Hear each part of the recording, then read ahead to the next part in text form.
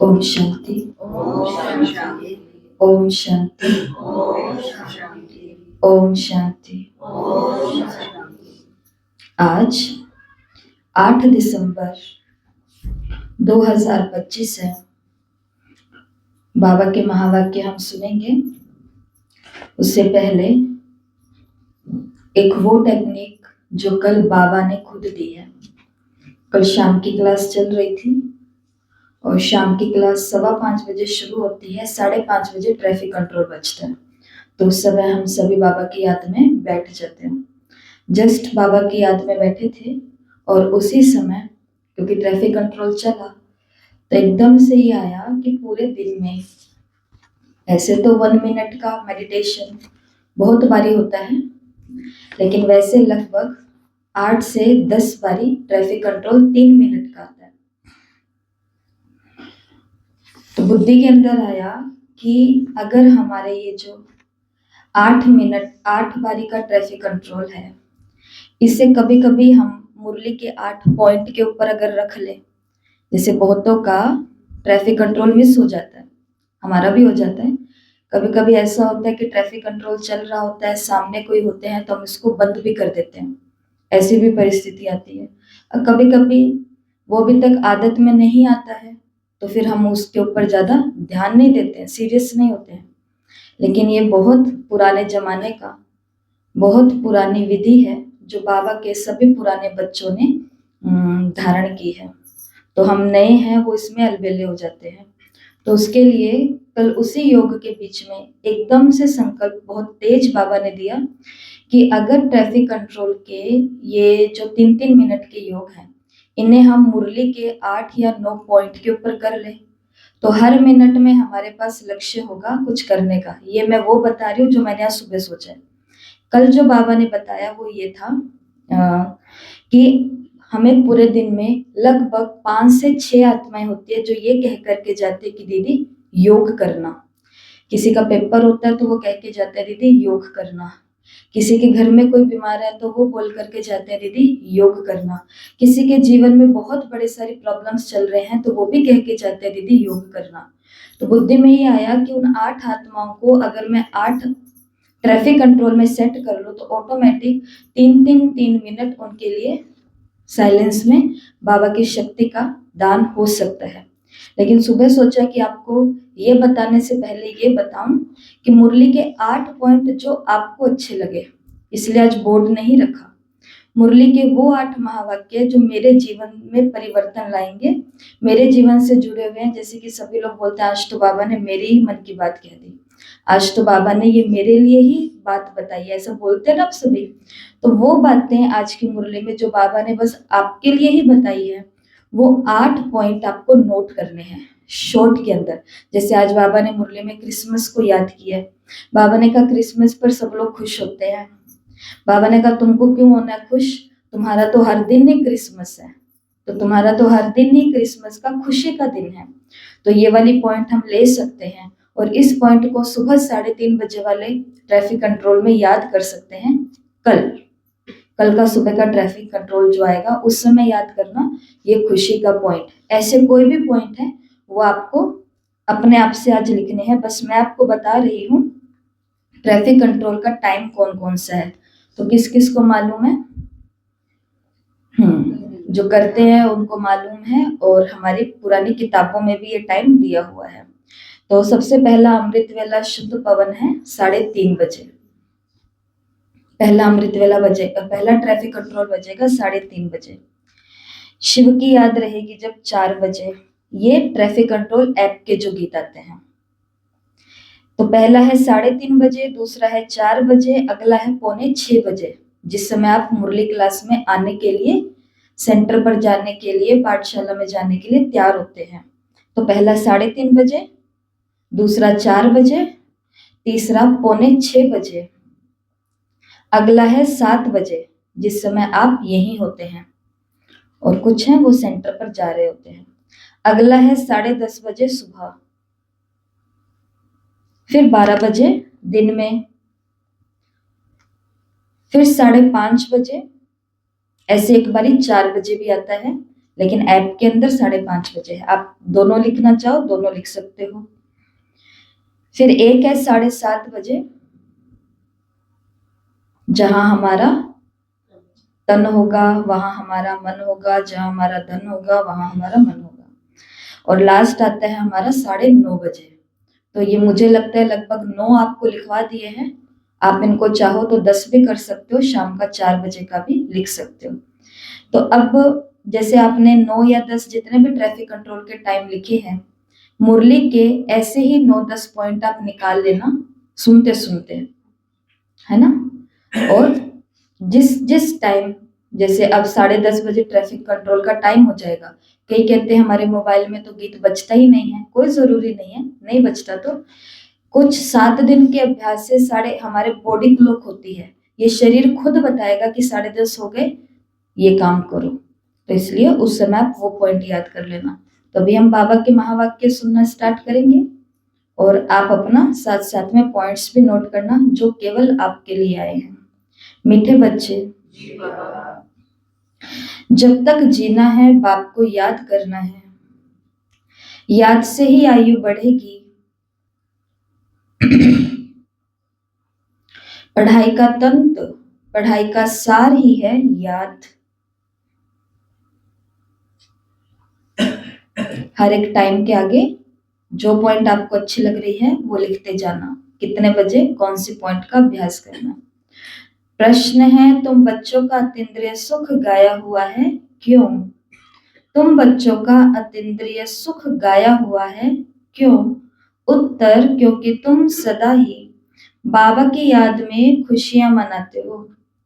अभी तुम्हारी सदा ही क्रिसमस है, तुम्हें भगवान पढ़ाते हैं, इससे बड़ी खुशी और क्या होगी।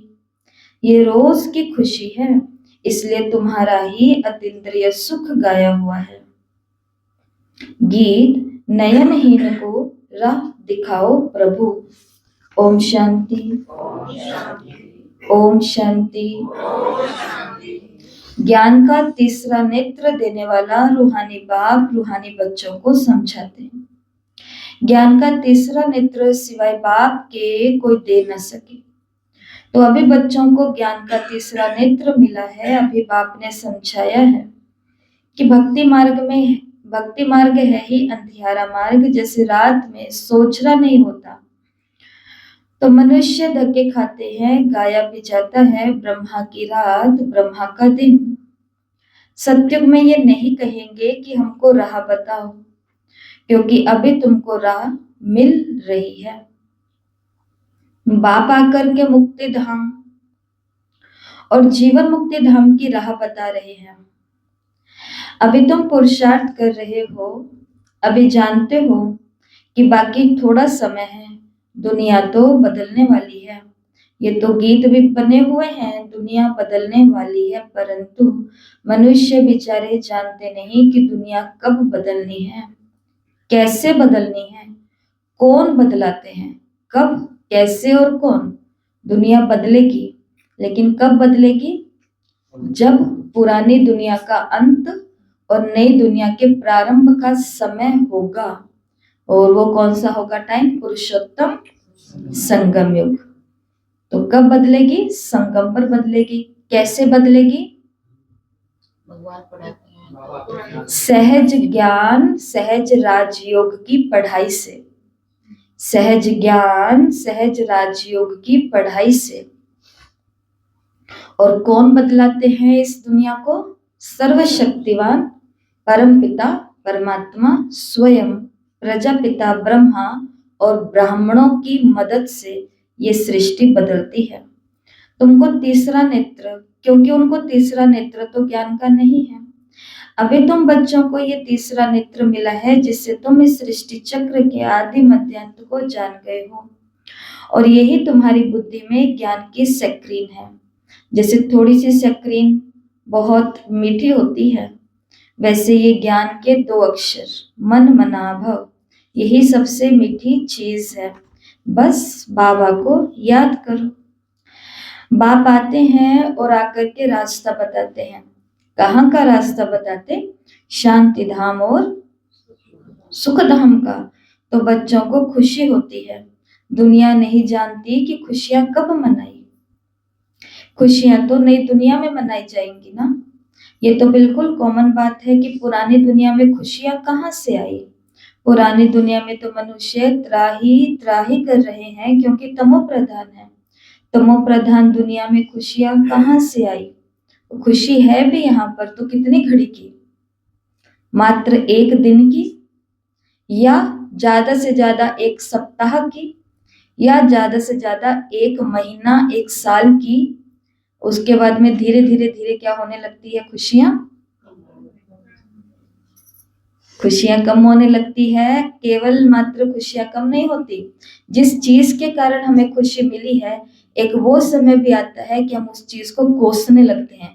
काश ये नहीं होता तो मैं सही रहता, काश ये नहीं होता तो सब अच्छा रहता। क्योंकि ये कौन सी दुनिया हो गई है, तमो प्रधान दुनिया है। तो बाबा ने कहा इस दुनिया में कहाँ से खुशियां आई। सत्युग का ज्ञान तो कोई में भी नहीं है, इसलिए बेचारे यहाँ खुशियां मनाते रहते हैं। देखो क्रिसमस की खुशियां भी मनाते हैं कितनी।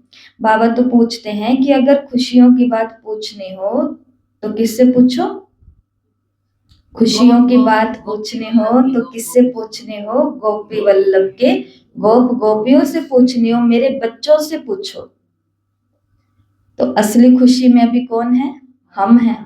क्योंकि हम वो कोई भी चीज में खुशी नहीं मनाते हैं जो दुनिया को विकार में लेकर के जाती है, गिरावट में लेकर के जाती है। वो सभी रास्ते हमने बदल दिए हैं, बंद कर दिए हैं। वहां पे कांटे लगा दिए, वो कांटा लगा देते हैं ना खेत के अंदर कि पशु ना आ सके, कुछ ना हो सके, तो वो बाड़ी से ऐसे चारों तरफ बाउंड्री बना देते हैं। तो वो रास्ते पर हम जाते ही नहीं है जहाँ पे टेम्परेरी खुशी हो। तो शिव बाबा ने कहा पूछनी हो ना खुशी तो किन से पूछो, मेरे बच्चों से पूछो, गोपियों से पूछो, क्योंकि बाप बहुत सहज रास्ता बता रहे हैं। तो असली खुशी में भी कौन है संसार में, अंजलि बहन? हम बच्चे हैं। अंजू बहन, कमलेश बहन, मैं बच्चा हूँ। असली खुशी में कौन है? असली खुशी में मैं हूं, हम हैं बाबा के बच्चे।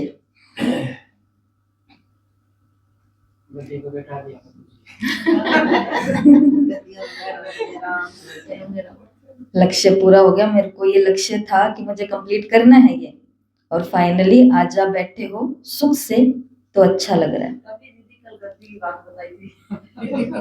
कल बताई थी।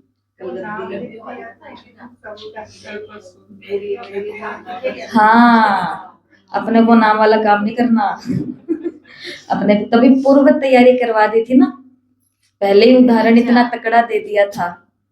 वो उदाहरण इसलिए दिया था क्योंकि ना अपना ये कार्य इधर चल रहा था, तो उधर से कोई बात निकल कर के आई, तो फिर मैंने सोचा कि ये बात तो मेरे को सबके आगे रखनी जरूर है कि ऐसी परिस्थिति में तो हमको आना ही नहीं है, लाना ही नहीं है कि बहन जी को ये सोचना पड़े कि गद्दियों के ऊपर नाम ही लिख दो ताकि कोई बात ही ना रहे।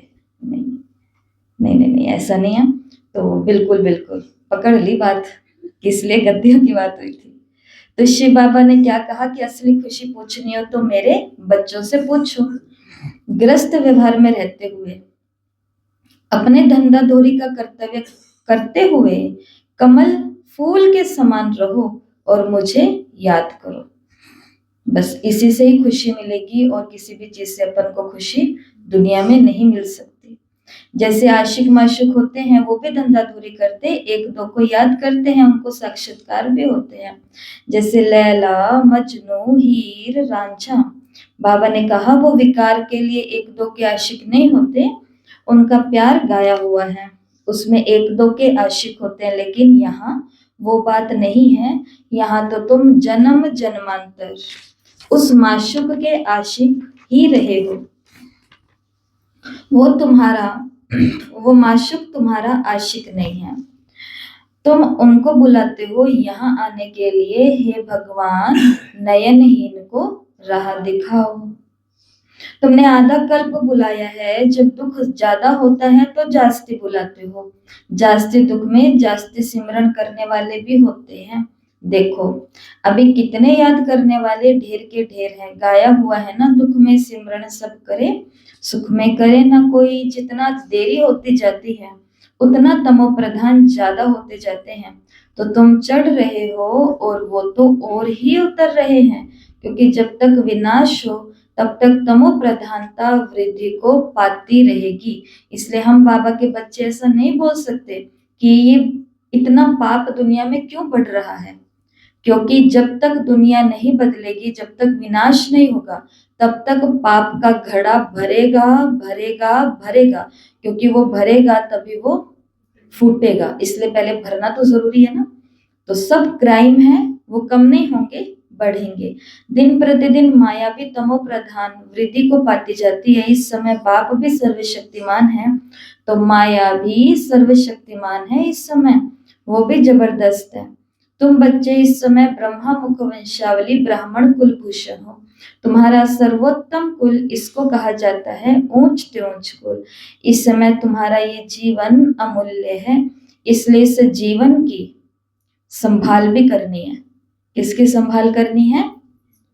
ब्राह्मण जीवन। ब्राह्मण जीवन की। और किसकी संभाल करनी है? इस शरीर की। इस शरीर की क्या करनी है? संभाल। आज कमेंट्री भेजी है, जो सवेरे नहीं कर पाए आज जरूर जरूर आपको वो 43 मिनट की शायद कमेंट्री तैयार हुई है सुबह वाली।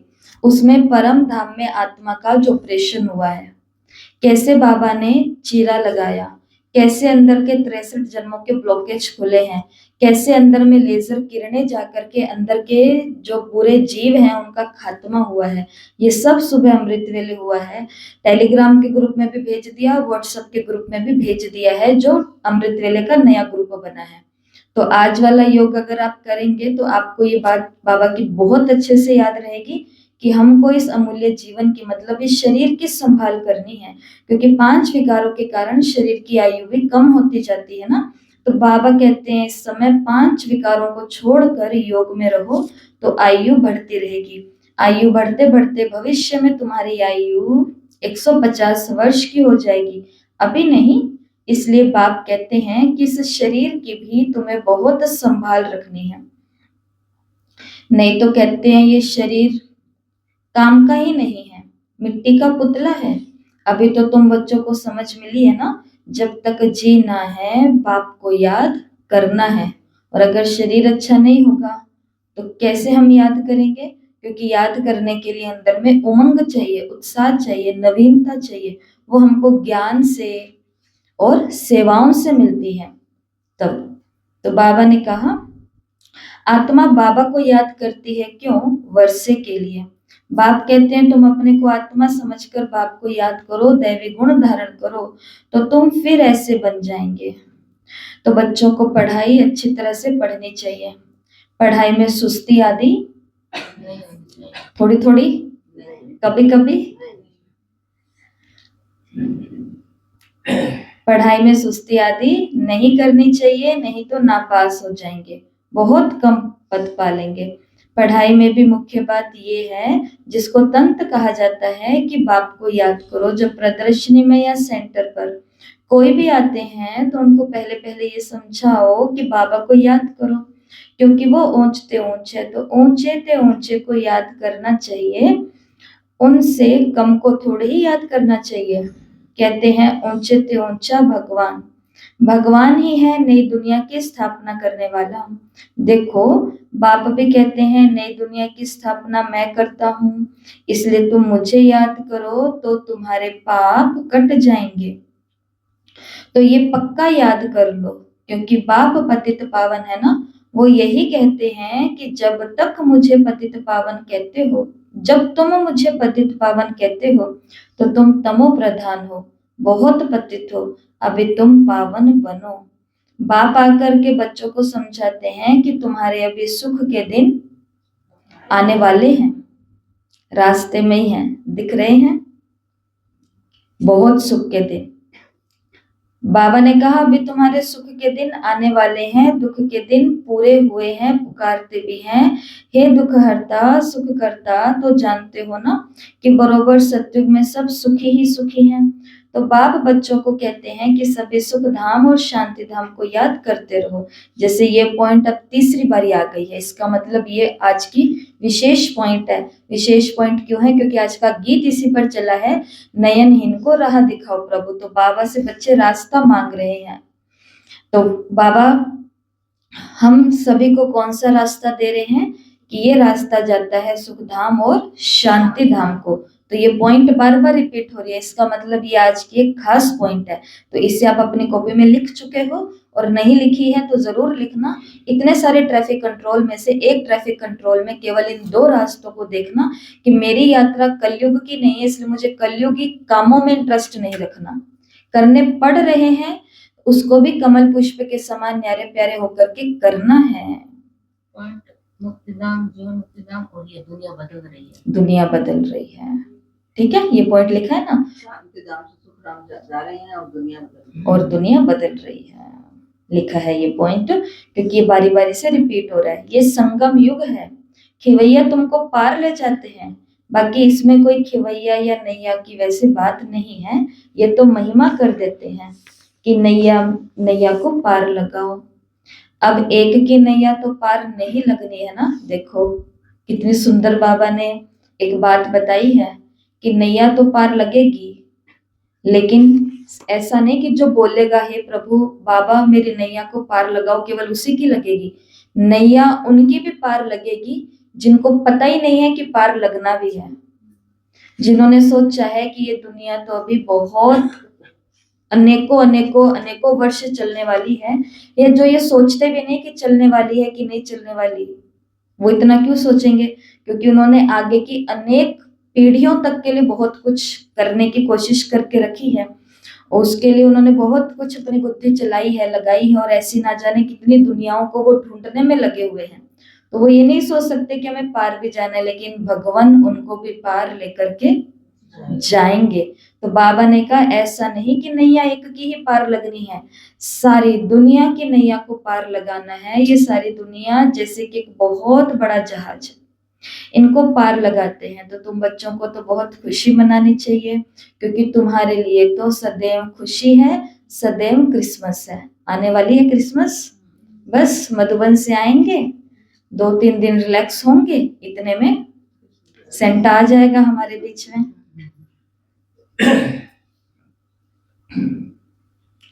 बाबा ने कहा तुम्हारा तो हर दिन सदैव ही क्या है, क्रिसमस है। क्रिसमस पर क्या होता है? गिफ्ट मिलते हैं। क्रिसमस पर क्या होता है? ब्लेसिंग्स मिलती है। क्रिसमस पर क्या होता है? खुशियां होती है, मिठाई होती है, सब लोग आपस में मिलते हैं। बूढ़ा बाबा आता है, झोली भरकर लाता है, पेड़ों को सजाते हैं, कैंडल्स लाइट्स होती हैं, डेकोरेशन होता है, घंटी भी बजती है। शिव बाबा अभी बूढ़े बाबा के द्वारा क्या बजा रहे हैं? हर दिन ही तो घंटी बजा रहे हैं, हर दिन घंटी बज रही है समय की। तो बाबा ने कहा जब से तुम बच्चों को बाप मिला है, तुम्हारी तो क्रिसमस सदैव है, इसलिए अतीन्द्रिय सुख गाया हुआ है। देखो ये सदैव खुश रहते हैं। क्यों? ये सदैव खुश रहते हैं, क्यों? अरे बेहद का बाप मिला है, वो हमको पढ़ा रहे हैं, तो ये रोज की खुशी होनी चाहिए ना। बेहद का बाप पढ़ा रहे हैं, वाह, कभी कोई ने नहीं सुना। गीता में भी है भगवानुवाच कि मैं तुमको राजयोग सिखलाता हूँ, जैसे वो लोग बैरिस्टरी योग, सर्जनरी योग सिखलाते हैं, मैं तुम रूहानी बच्चों को राजयोग सिखलाता हूँ। तुम यहाँ आते हो बरोबर राजयोग सीखने, मूंझने की दरकार नहीं है, तो राजयोग सीख कर पूरा करना चाहिए ना। बाबा ने कहा तुम यहाँ पर क्या सीखने आए थे? मेडिटेशन, राजयोग सीखने आए थे। तो बाबा ने कहा और कोई बात में कंफ्यूज नहीं हो, यहाँ ऐसा क्यों है, यहाँ ऐसा क्यों है और यहाँ ऐसा क्यों नहीं है। बाबा ने कहा इसमें मूंझने की दरकार नहीं है, तुम अपना राजयोग सीख करके काम पूरा करो। अगली लाइन बाबा ने क्या बोली? भागंती नहीं होना है, पढ़ना भी है तो धारण भी अच्छी तरह से करना है। टीचर पढ़ाते हैं धारणा करने के लिए, हर एक की अपनी अपनी बुद्धि होती है, किसी की उत्तम, किसी की मध्यम, किसी की कनिष्ठ। तो अपने से पूछना है कि मैं उत्तम हूँ, मध्यम हूँ या कनिष्ठ हूँ। बहुत अच्छा पॉइंट है ये चेकिंग का।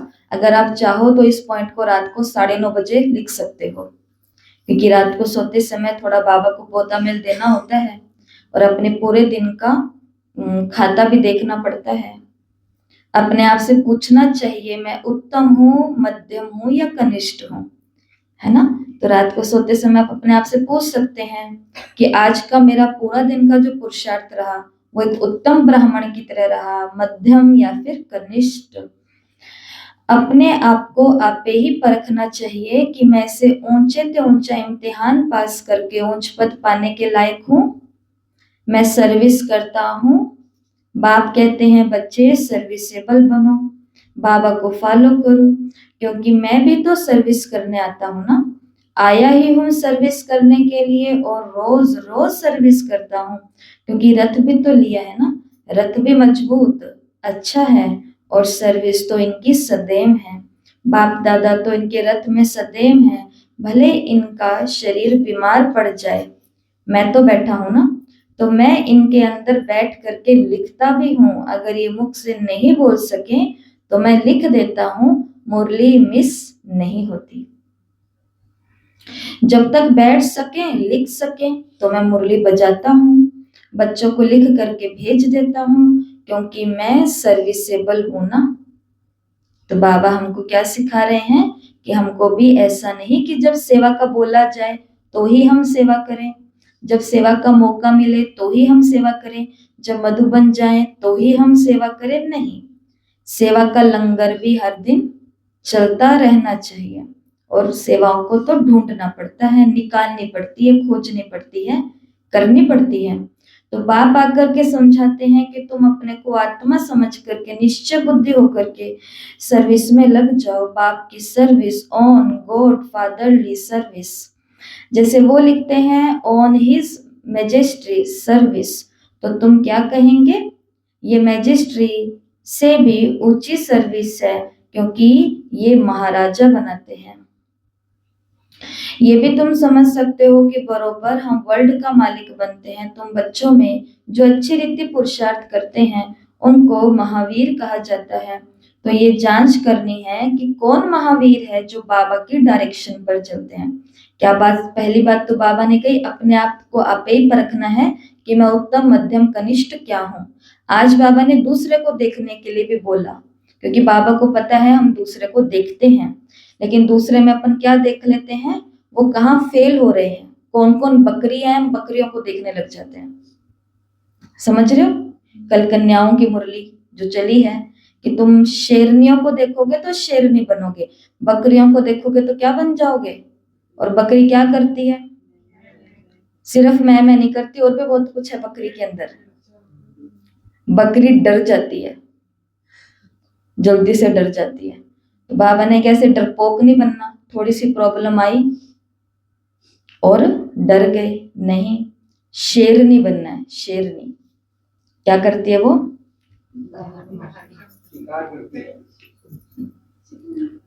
वो दहाड़ मारती है। जो छोटा शेर हुआ है अभी या छोटी सी शेरनी हुई है, उसको ट्रेनिंग शेरनी ही देती है, शेर नहीं देता। शिकार कौन करती है? शेरनी ही करती है।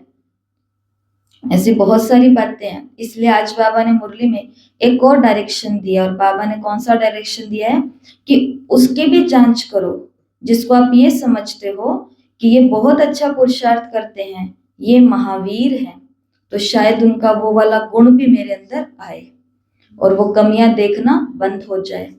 तो ये भी जांच करनी होती है कि यहाँ कौन महावीर है जो बाबा के डायरेक्शन पर चलते हैं। बाप समझाते हैं बच्चे अपने को आत्मा समझो, भाई भाई को देखो। बाप अपने को भाइयों का बाप समझते हैं और भाइयों को ही देखते हैं, सभी को तो नहीं देखेंगे।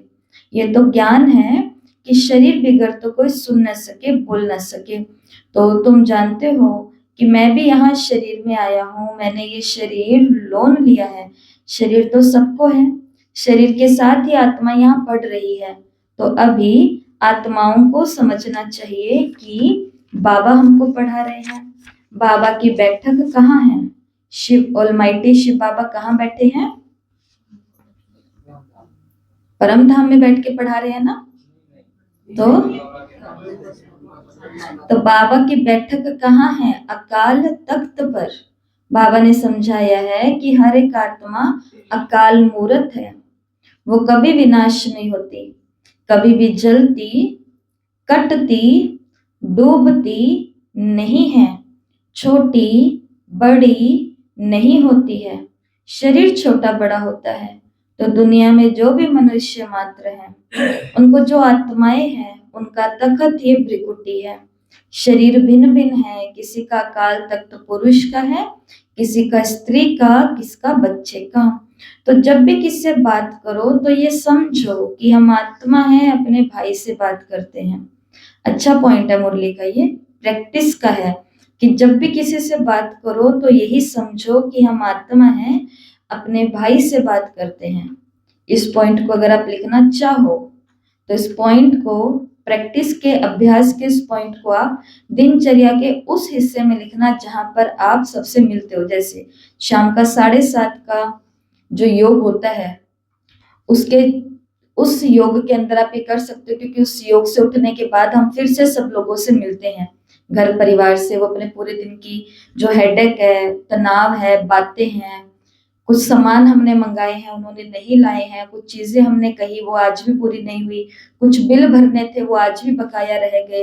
तो इन सब माहौल के अंदर से बाहर निकलने के लिए ये अभ्यास बहुत अच्छा है कि किसी से भी बात करो तो ये समझो कि हम आत्मा है, अपने भाई से बात करते हैं। बाप का पैगाम देते हैं कि शिव बाबा को याद करो तो ये जो जंग लगी हुई है वो निकल जाए, जैसे सोने में अलॉय पड़ती है तो वैल्यू कम हो जाती है, तो तुम्हारी भी वैल्यू कम हो गई है, अभी बिल्कुल ही वैल्यू लेस हो गए हैं। इनको दिवाला भी कहा जाता है। भारत कितना धनवान था, अभी कर्जा उठाते रहते हैं। विनाश में भी सबका पैसा खत्म हो जाएगा, देने वाले लेने वाले सब खत्म हो जाएंगे, बाकी जो अविनाशी ज्ञान रत्न लेने वाले हैं वो फिर आकर के अपना भाग्य लेंगे। अच्छा, मीठे मीठे सिकिलधे बच्चों प्रति माता पिता बाप दादा का याद प्यार और गुड मॉर्निंग। रूहानी बाप की रूहानी बच्चों को नमस्ते।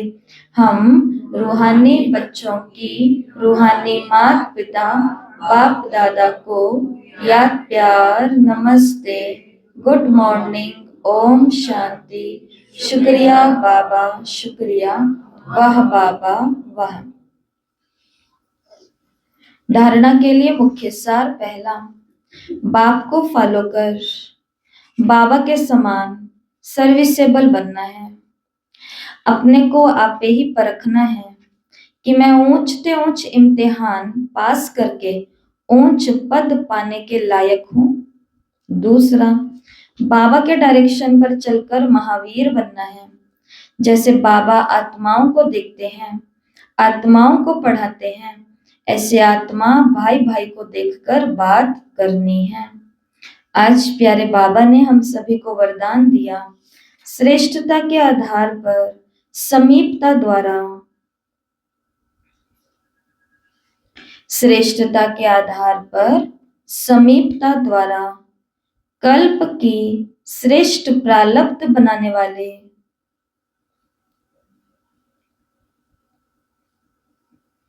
विशेष पाठधारी भव।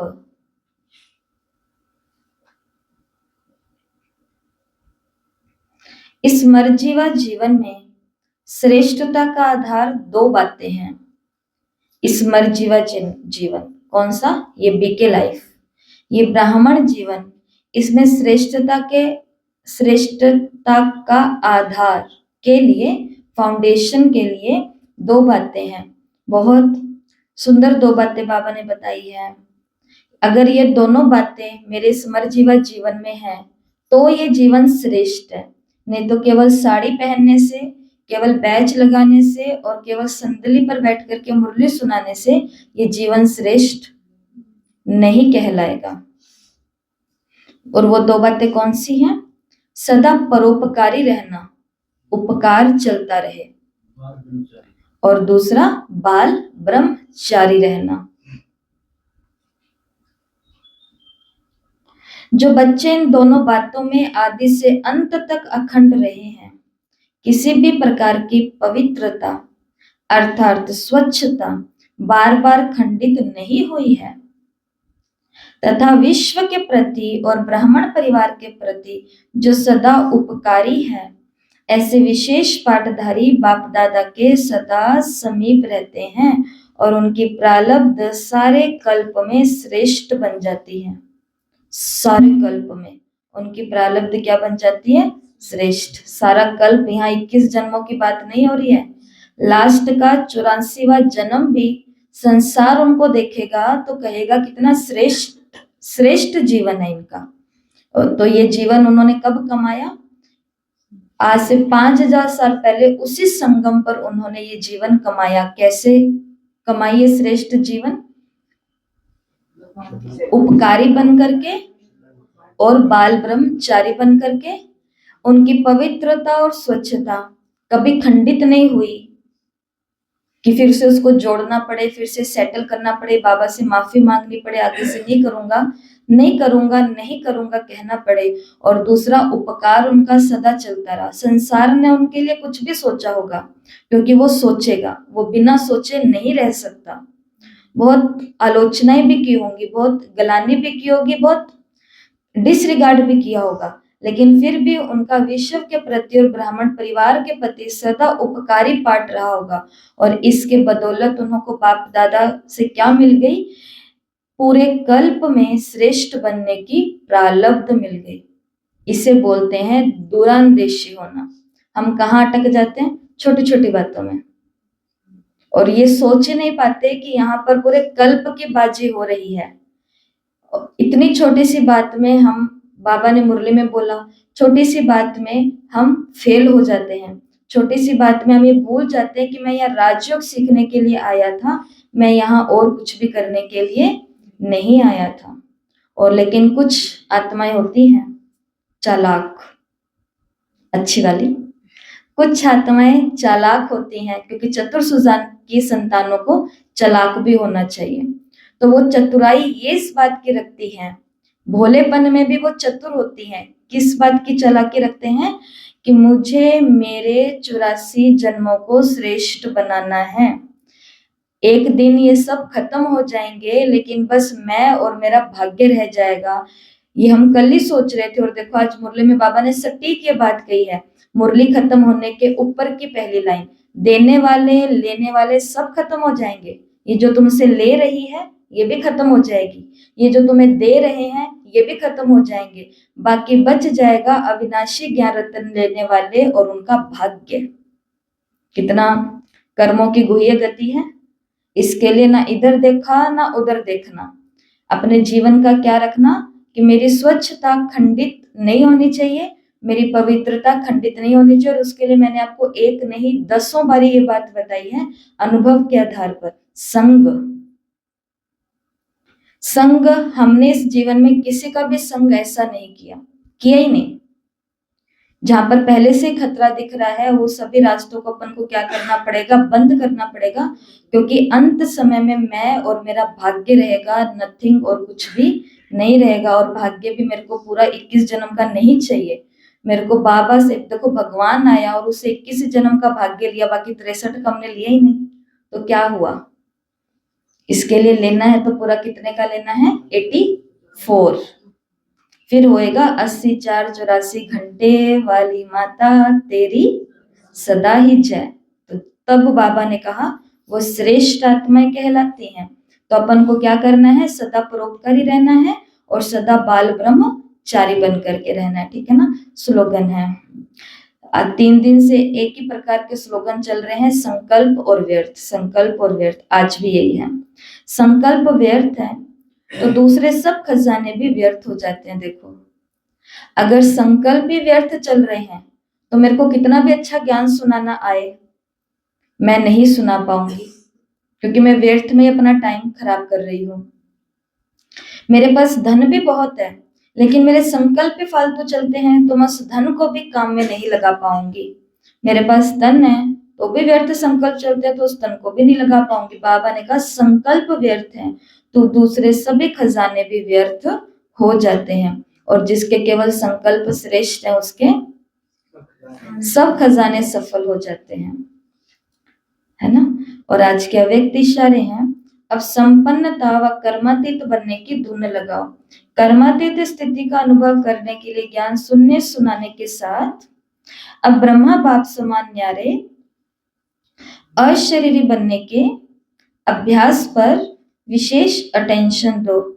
जैसे ब्रह्मा बाप ने साकार जीवन में कर्मातीत होने के पहले न्यारे और प्यारे रहने के अभ्यास का प्रत्यक्ष अनुभव कराया, सेवा को व कोई कर्म को छोड़ा नहीं, लेकिन न्यारे हो लास्ट दिन भी बच्चों की सेवा समाप्त की।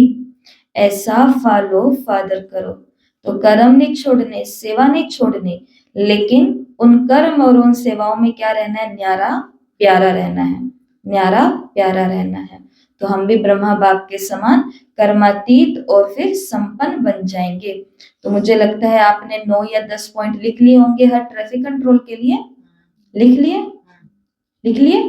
तो अब आज पूरे दिन में जब जब जो समय होगा उस समय आपको उसी पॉइंट को 3 मिनट तक चिंतन में करना है, उसी पॉइंट को परम धाम के साथ योग में जोड़ना है, उसी पॉइंट को पूरे घर में देना है, सभी बच्चों में देना है, जो बीमार है उन तक पहुंचाना है, जो भी आप करना चाहो, पर उसी पॉइंट के साथ कुछ करना है।